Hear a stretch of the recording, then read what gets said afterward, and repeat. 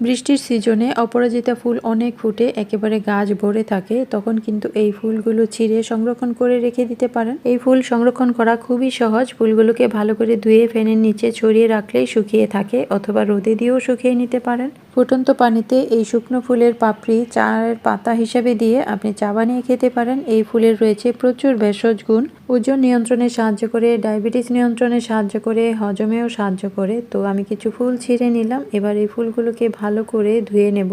তারপর ফুটন্ত পানিতে কিছু ফুল দিয়ে দেব।